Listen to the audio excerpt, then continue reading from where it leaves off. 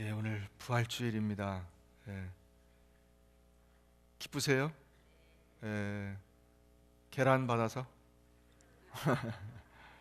예, 옛날에 참 부활주일에 교회 가면 계란 이렇게 싸가지고 주는 게 참 큰 추억이었습니다. 예, 아마 오늘 여러분들 나가실 때도 계란 받아가실 수 있을 거예요. 예, 꼭 받아가시고 오늘 이렇게 유치부 또 중고등부 찬양했잖아요. 이게 부활이에요. 예, 우리는 죽어도 또 다른 생명이 자라나고 있잖아요.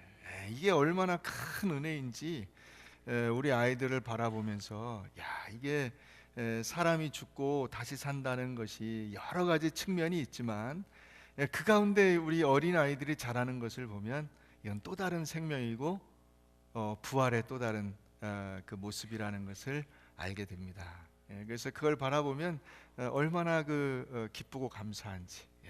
이 조그만 아이들이 나와가지고 뭐 안다고 이렇게 손을 꼼지락꼼지락하면서 찬양하는 거 보세요. 그게 새 생명이잖아요. 우리도 옛날에 그랬었고, 우린 또 나이가 들어서 하나님 앞에 가지만 또 다른 생명이 계속 자라나는 것이 얼마나 감사한 일인가, 그런 생각이 듭니다.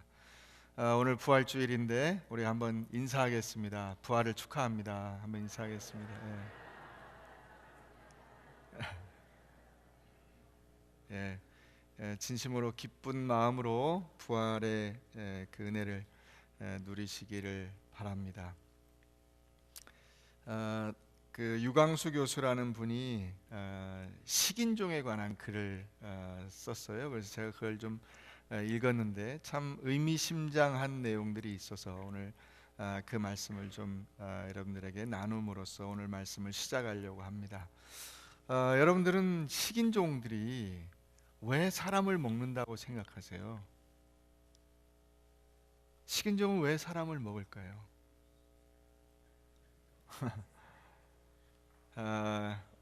어떤 분들이 답을 하는데 배가 고파서 혹은 식인종이니까 이런 답을 했어요. 사실 우리가 생각해 본 적이 별로 없습니다. 식인종은 그냥 말 그대로 식인종이니까 사람을 먹지 않는가. 근데 사람이 사실 다 똑같거든요. 사람이 본질적으로 다르지 않아요. 느끼고 생각하고 그 지향하는 바가 그렇게 큰 차이가 없습니다. 그 인간의 보편성이죠. 그런데 그 식인종도 분명히 생각이 있고 뭔가 의도하는 바가 있을 텐데 왜 사람을 먹을까? 그래서 연구를 해보니까요, 이 식인종이 평상시에 식량으로 사람을 먹는 게 아닙니다. 우린 그렇게 생각을 했잖아요. 사람을 먹고 연명을 한다 이렇게 생각을 했는데 그렇지 않더라고요. 그래서 아무나 그게 잡아먹고 먹히고 하는 그런 말 그대로 약육강식의 그 동물 세계와 다를 바 없는 그런 조직이 아니라는 거죠. 그 식인종 사회도 여전히 거기에도 규율이 있고 원리가 있고 그 철학이 있더라는 거예요. 누가 그 사람을 먹는가 봤더니 이 부족끼리 전쟁을 하는데 전쟁을 해서 상대방을 죽이잖아요. 그러면 내가 죽인 그 상대방의 고기를 떠서 먹는 거예요. 왜 그럴까요? 다른 사람을 먹는 게 아닙니다. 우리가 얼핏 생각하면 아무나 잡아먹는다 이렇게 생각할 수가 있는데 그렇지가 않더라는 거죠. 그 죽은 사람이 깨름칙한 거야.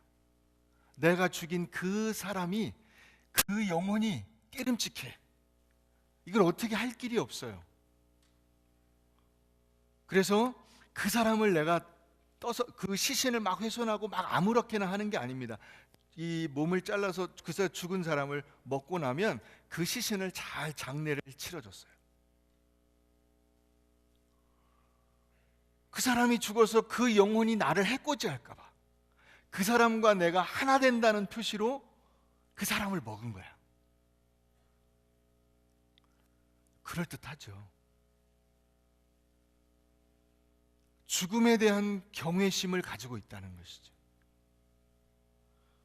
그래서 그 사람을 먹고 나면 그 곧바로 자기 원래 동네로 들어와서 일상생활로 복귀하는 게 아니고 그 동네에 들어오기 전에 그 지정된 장소가 있어요.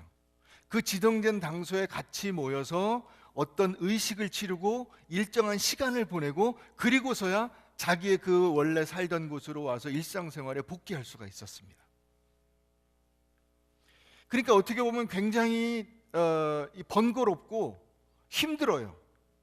왜냐하면 그 사람을 죽인 것도 마음이 힘든데 그 사람을 내가 섭취해서 나와 하나가 되었다는 것을 확인하고 그리고는 그 일정한 장소에 가서 이를테면 이 예배처럼 예배를 드리고 정결의식을 하고 그리고서야 다시 시간이 지난 다음에 부족으로 들어가는 것이죠. 장난이 아니지 않습니까? 예, 우리가 사람을 그래서 무턱대고 미개하다, 원시적이다, 모른다, 무식하다 이렇게 하면 안 돼요. 그 사람들이 무식한 사람들이 아니더라고요. 이것은 죽은 자를 자신의 것으로 만드는 죽은 자와 산 자의 합일의 과정이라는 것이죠. 식인종이 그 죽은 자의 고기를 먹는 것은. 그럼 만약에 이 식인종이 죽였는데 상대방을, 적을 죽였어요. 그 적을 먹지 않으면 어떻게 될까요?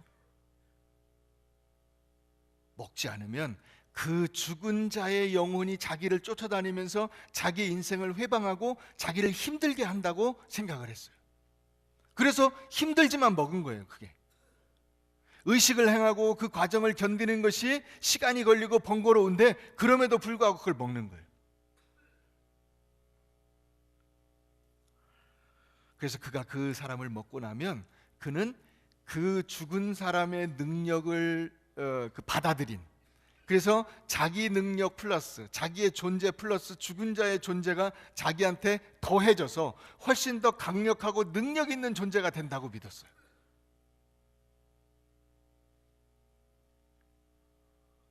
그래서 그 사람들이 그 죽은 자의 뼈, 이 이런 어떤 부속물을 그 목걸이로 해서 여기 달고 있는 것이 그게 단순히 그 치장으로 한 게 아니에요. 죽은 자가 나와 함께해서 내가 훨씬 더 강력한 사람이다. 그러니까 예를 들어서 여기 죽은 사람이 10명이 달려 있으면 10개가 각각의 그 사람으로 해서 이게 달려 있으면 그 10명 플러스 자기가 되는 거예요. 내가 이 정도 사람이야. 그러니까 너 나한테 함부로 까불지 마. 이거를 나타내는 표시라고 할 수 있죠.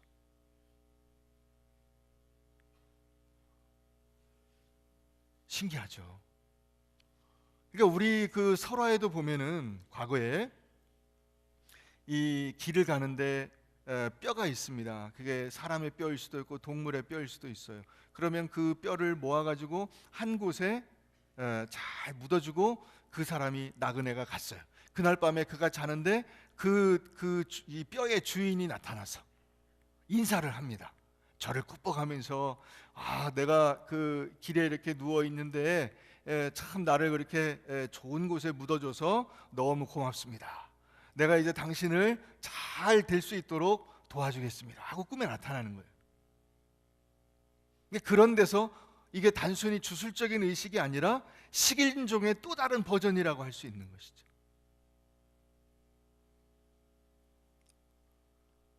여러분, 믿지 않는 사람들이 보면은 위령제를 지내요. 위령제는 산 자의 것일까요? 아니면 죽은 자의 것일까요? 누구를 위한 것일까요? 누구를 위하여 종은 울리나? 보통 우리가 위령제 그러면 그 영혼을 위로한다 그래서 위령제잖아요. 그 죽은 사람을 위해서 하는 것 같아요. 그런데 진짜 목적은 나를 위해서예요. 산 사람을 위해서. 왜냐? 죽은 자가 흔히 그러잖아요. 죽은 자의 원혼이 떠돌면서 해코지하는 그것 때문에 위령제를 하는 거 아니야. 그러니까 뭐가 겁나는 거예요? 죽은 자가 겁나는 거예요? 아니에요. 내가 겁나는 거야.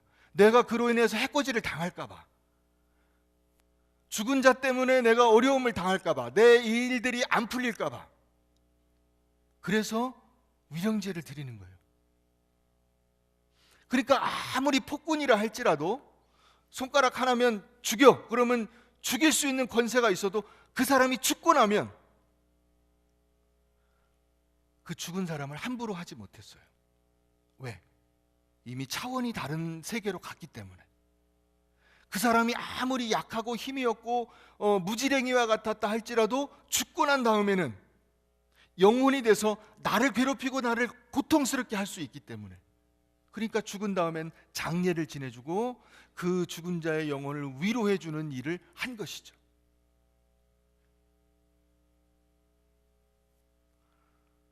오늘 우리가 성찬식을 하게 됩니다. 예수님께서 잡히시던 밤에, 십자가에 달리기 위해서 잡히던 그날 밤에 제자들을 모아놓고 만찬을 하시면서 거기 떡을 떼어 주시며, 이것은 너희를 위하는 내 몸이니 받아 먹으라. 이것은 생명의 떡이다. 이렇게 말씀하셔서 제자들이 먹었습니다. 또 포도주를 나누어 주시면서 이것은 내가 너희를 위하여서 흘리는 피다. 이걸 마셔라. 그 제자들이 마셨어요. 여러분, 이게 굉장히 의미심장하지 않습니까?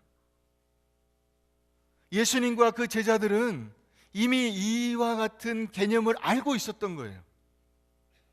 이걸 먹고 마심으로써 그것이 단순히 어떤 제의적, 의식적인 측면에서 필요하다 이래서 한 게 아니라 실제적으로 예수님의 능력이 내 안에 머물고 예수 그리스도의 그 속죄의 능력이 내 안에 들어오게 됨을 말씀하시고 계시잖아요. 내가 너희를 위해서 흘리는 보혈이다, 구속의 피다, 십자가의 피다. 그러니 이걸 먹고 힘을 얻어라. 이 말씀을 하시는 거예요.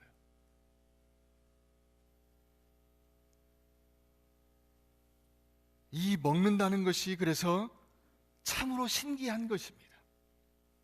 어쩌면 그 오래전에 이 식인 의식에 들어있는 그 의도가 이 예수님이 성찬 예식을 행하는 그 속에도 동일하게 들어있다고 볼 수 있어요.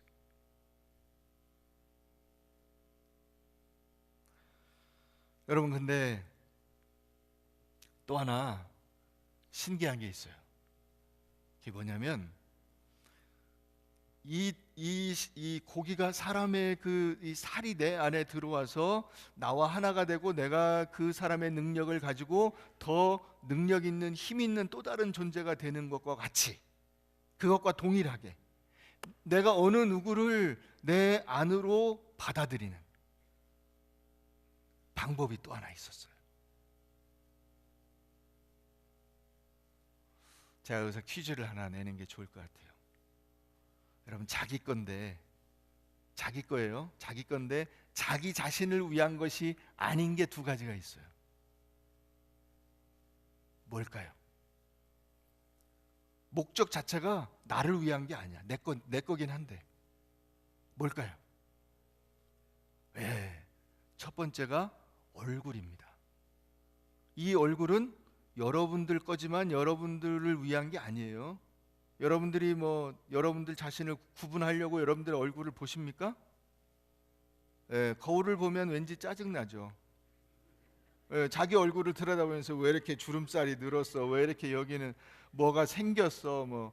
저도 아침에 일어나 보니까 여기 조그맣게 뭐가 생겼어요. 왜 이런 게 생겼지? 안 봤으면 모를 텐데. 이걸 보면서 무슨 생각을 합니까? 다른 사람이 나를 보는 걸 생각을 하는 거예요. 그죠? 만약에 다른 사람이 이걸 인지를 못한다면 우리는 사실 얼굴을 치장할 일이 별로 없을 거예요. 화장하실 일 별로 없고. 자, 또 하나가 있어요. 그럼 뭘까요? 그렇습니다. 이름입니다. 여러분, 예전에 여러분들이 부모님에게 교육을 받은 것 중에 하나가 무엇이냐면 어른들의 이름은 함부로 부르는 것이 아니다. 그래서 어른들 이름을 누가 물어보면 어떻게 대라고 했어요? 한자씩. 자, 어디 김가에 멧돼손 무슨 자 되십니다. 이렇게 이야기하라고 들으셨을 거예요. 지금 연세 드신 분들은 다 그렇게 교육을 받고 자랐어요. 왜 그럴까요? 우리가 어릴 때 애들하고 이렇게 막 싸우는데 그 힘으로 못 당하면 그때 그 약한 애가 힘센 애를 쳐다보고 막 소리를 치고 가요. 뭐라고 하고 가냐? 도망을 막 갑니다. 뭐라고 하고 가냐면 내가 니네 아버지 이름 알아. 그러면 그 아버지 이름을 들킨 걔가 너 안 서 그리고 쫓아갑니다. 근데 욕을 한 것도 아니고 아무 저것도 없어요. 왜 그랬을까요? 그 아버지의 존재가 드러났기 때문이죠. 이름을 안다는 것은 그의 존재가 발가벗겨지는 것과 같은 의미라고 받아들인 것입니다. 출애굽기 3장에 보면 모세가 하나님께 부름을 받습니다. 내가 이제 너를 지도자로 삼아서 이스라엘 백성들을 저 애굽에서 가나안 땅으로 인도하여 드리도록 할 테니까 이스라엘 백성들에게 가라. 가서 바로한테 내가 이 백성을 데리고 광야로 나가겠다고 해라. 그랬더니 모세가 뺀질뺀질합니다. 뭐 참기름을 얼마나 칠했는지 요리 뺀질 조리 뺀질 이래도 안 되고 저래도 안 되고 저는 못하고 힘이 없고 뭐 할 줄 아는 게 없고 옛날의 능력을 다 잃어버렸고 어떤 얘기를 해도 소용이 없어요. 근데 하나님이 적극적으로 푸시를 하니까 궁지에 몰린 이 모세가 하나님께 물어봅니다. 그러면 하나님, 당신 말씀이 100번 옳다고 치고 제가 그럼 가서 누가 보냈다고 할까요? 누가? 너를 누가 여기 와서 지도자로 이거 하라고 했냐? 물어보면 뭐라고 할까요? 하나님의 이름을 물어본 거죠. 하나님의 존재를 물어본 거예요. 그때 하나님이 뭐라고 했어요? I am who I am. 나는 나야. 나는 이 번역에는 스스로 존재하는 자니라. 이렇게 번역이 되어 있습니다만은 그냥 나는 내 존재 자체. I am who I am. 근데 그 이야기를 듣고 모세가 아무 소리 안 하고 갑니다. 그 간 모세가 어떻게 했나요? 가서 나일강을 피로 물들이고 10가지 재앙 그 온갖 이적과 기적들을 행해요. 어떻게 그런 일이 일어날 수 있었습니까? 하나님의 존재를 알므로써 하나님의 이름을 그가 들음으로써 그는 하나님의 능력을 소유하게 된 거예요. 이제 하나님께서 그 안에 계시고 하나님은 그의 안에서 그의 입술을 통해서 그의 손을 통해서 그의 지팡이를 통해서 역사하시고 모세는 그 능력을 가진 능력자가 된 거예요. 하나님의 이름을 안다는 것이 이런 겁니다.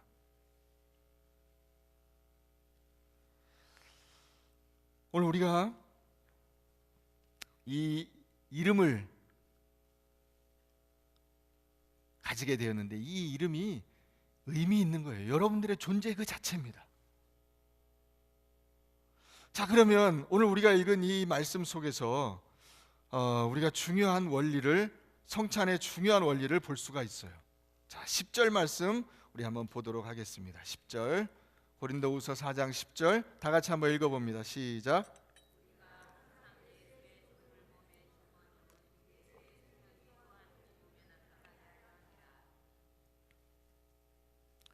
예수의 생명을 내 몸에 짊어져요. 어떻게? 성찬을 통해서. 이 예수님의 그 몸과 피를 먹고 마심으로써 우리가 예수의 그 죽음과 함께 예수의 생명을 우리 속에 갖게 된다는 것이죠. 이걸 특히 사도 바울은 뭐라고 표현을 했냐면 몸에 짊어진다 이렇게 표현을 했어요. 그래서 내 안에 들어와 있기 때문에 나는 그거를 들고 이리저리 갈 수가 있는 거예요. 이거는 원래 내 몸이 아니었어요. 그죠? 그래서 짊어지는 거예요. 내 몸의 일부가 아니었습니다. 그런데 예수님께서 나를 위해서 십자가에 달려 죽으시고 그 몸을 주시고 그 피를 주심으로 해서 내 몸의 일부가 된 거예요. 그러니까 짊어지죠. 우리가 예수님의 살과 피를 먹으면 그분과 하나가 되는 것입니다. 그래서 이제는 내가 혼자 사는 것이 아니라 내 안에 그분이 살아계셔서 나와 예수님은 하나이고 그분이 내 안에 들어오셔서 역사하시는데 무엇이 두렵고 무엇이 겁나겠습니까? 굶주림이며 목마름이며 메맞음이며 갇힘이며 난동이며 수고로움이며 자지 못하며 먹지 못하며 환난이며 궁핍이며 고난이며 그 어떤 것이든 겁날 것이 없어요. 여러분, 사도 바울이 이와 같은 어려운 고난들을 힘껏 당한 것은 그냥 그 악으로 깡으로 그냥 한국인처럼 은근과 인내로 끈기로 그게 아니에요.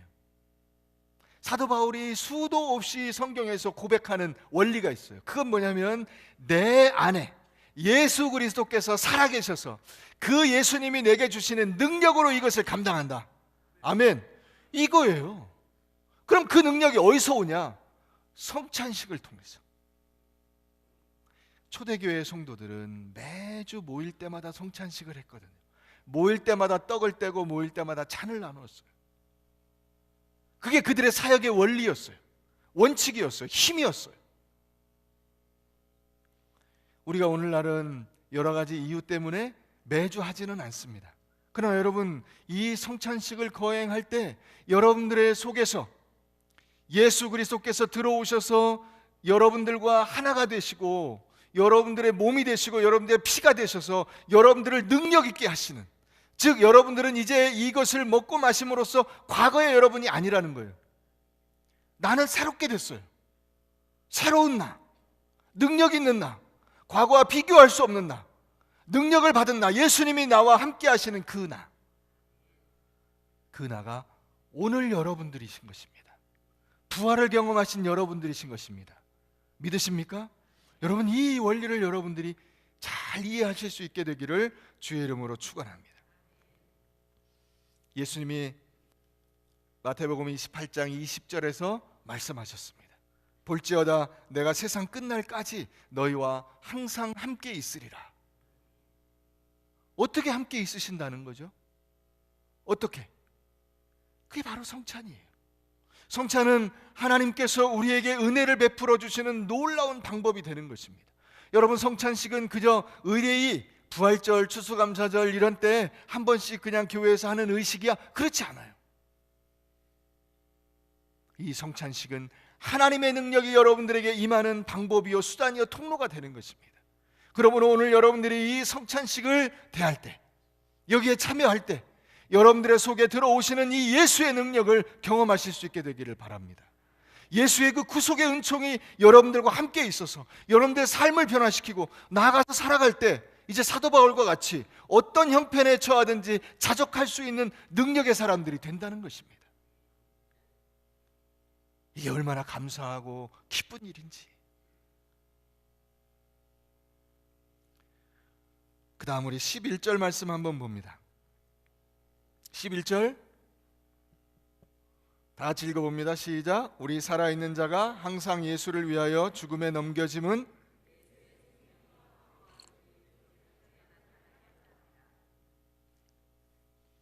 여러분, 성찬에 참여하게 되면 이제 여러분들의 이름이 바뀌게 돼요. 여러분들의 이름이 뭐가 됩니까? 그리스도인이에요. 예수의 사람. 그래서 우리가 흔히 기독교인, 그런데 기독이라는 것이 그 크라이스트를 한자로 옮긴 거예요. 그게 기독이야. 영어로는 크라이스트잖아요. 그래서 거기서 크리스찬이 나온 거예요. 그 여러분들의 그 호칭이 기독교인이 되고 그리스도인이 되는 거예요. 그게 무슨 뜻이냐? 그리스도의 사람이야. 예수의 사람이에요. 이름이 바뀌어진다는 것이죠. 성찬에 참여한 여러분들은 이제 예수의 사람이라는 이름에 합당하게 살아가야 할 줄로 믿으시길 바랍니다. 제가 군에 있을 때 만난 특이한 이름의 병사들이 몇 명 있었어요. 그게 그 중에 한 명이 누구냐면 송붐이에요. 송붐. 예. 그 특이하잖아요, 이름이 붐. 예. 저는 처음에 붕인 줄 알았거든요. 이게 붕도 이상한데 더 이상한 게 붐이야. 이거는 한자가 없어요. 예. 그냥 한글 이름으로 송붐. 이름이 무슨 뜻이냐 그러고 물어봤더니 아버지가 내 인생에 붐을 일으켜라. 그래서 송붐이라고 했답니다. 근데 걔는 영 붐을 일으키지 못했어요. 예, 얼굴이 늘 어두워. 예, 붐이 일어나서 막 이게 활기차고 막 신나고 이래야 되는데 예, 이게 그늘져 있어요. 또 한 명의 이름이 뭐냐면 제갈공명이에요. 예, 근데 성은 김이요, 이름은 제갈공명이야. 김제갈공명이에요. 야, 그 이름 참 특이하다. 어떻게 그 이름이 지어진 거냐 그랬더니 아버지가 삼국지를 엄청 좋아하시는데 마침 그 삼국지를 읽는 중에 얘가 태어났어요. 그래가지고 네가 제갈공명처럼 이 지혜롭고 모략이 뛰어난 사람이 되었으면 좋겠다. 그래서 김제갈공명으로 지은 거야. 근데 얘는 그때 그 요즘은 이제 공의교원으로 이렇게 돼 있는데 그때 뭐였냐면 상근예비역이었어요. 더 옛날 명칭으로 하면 방이야. 고등학교 나오고 알바하다가 하여튼 뭐 사유가 있어가지고 이 상근예비역이 됐어요. 그러니까 적어도 그때는 제갈공명이 아닌 거죠. 예. 그 고등학교 나오고 그냥 그저 그런 평범한 방위 병사니까 그게 뭐 제갈공명이겠어요? 이름값을 못 하는 거지. 혹시 방에 나오신 분들은 상처받지 않으시길 바랍니다. 예. 뭐 그냥 그렇다는 얘기예요. 이름값이라고 하는 단어를 제가 찾아봤더니 그 풀이가 이렇게 돼 있어요. 명성이 높은 만큼 그에 걸맞게 하는 행동. 이게 이름값이에요. 명성이 높은 만큼 그에 걸맞게 하는 행동. 여러분들은 그리스도인이라고 하는 이름값을 하셔야 돼요. 왜냐? 하나님께서 여러분들에게 그 이름을 주신 거거든요. 사람이 그 이름이 달라진다는 것은 그 인생이 바뀐다는 것을 의미해요. 야곱의 이름이 바뀌었어요. 야곱이 야복강가에서 씨름을 하고 천사와 씨름을 하고 천사가 떠나려고 할 때 그 천사를 부여잡고 가랭이를 부여잡고 나를 축복하고 가시오 그랬더니 그 천사가 야곱에게 이제부터 너는 야곱이라 하지 말고 내 이름은 이스라엘이다. 이름을 바꿔주고 간 거예요. 야곱의 인생은 그 날로 바뀐 거예요. 다른 사람이야. 다른 존재가 된 거예요. 근데 여러분들의 이름을, 물론 구체적인 여러분들의 이름 자체를 김아무개, 이아무개, 박아무개 이것을 바꿔주신 건 아니에요. 그러나 여러분들의 이름이 다 바뀌었어요. 뭘로 바뀌었냐면 그리스도인, 예수를 따르는 사람, 예수 그리스도와 하나 된 사람, 이렇게 이름이 바뀌었어요. 그러니까 존재가 달라진 거예요. 여러분들의 존재는 과거의 여러분들이 아니고 새로운 여러분이에요. 예수의 능력을 소유한 여러분. 그러니까 우리가 다르게 살아야 되는 거죠. 그 이름값을 하면서 살아야 되는 거예요. 이미 이름값을 할 수 있는 능력을 예수님이 우리 안에 들어오셔서 주신 거예요. 내가 너희와 함께 하리라. 내가 너를 붙들어 주리라. 내가 너를 끝까지 책임져 주리라. 예수님이 내 안에 오셔서 이 성찬에 동참함으로 여러분들에게 주시는 그 능력을 받았기 때문에 여러분들이 이 오늘 이전까지 아무 능력이 없었다 하더라도 여러분들은 새로운 사람이 되고 새 능력자가 된다는 것이죠. 얼마나 감사한 일인지 이것이. 우리를 얼마나 위로해 주는 말인지. 아, 그렇구나. 내 인생은 이제부터 새로워질 수 있구나.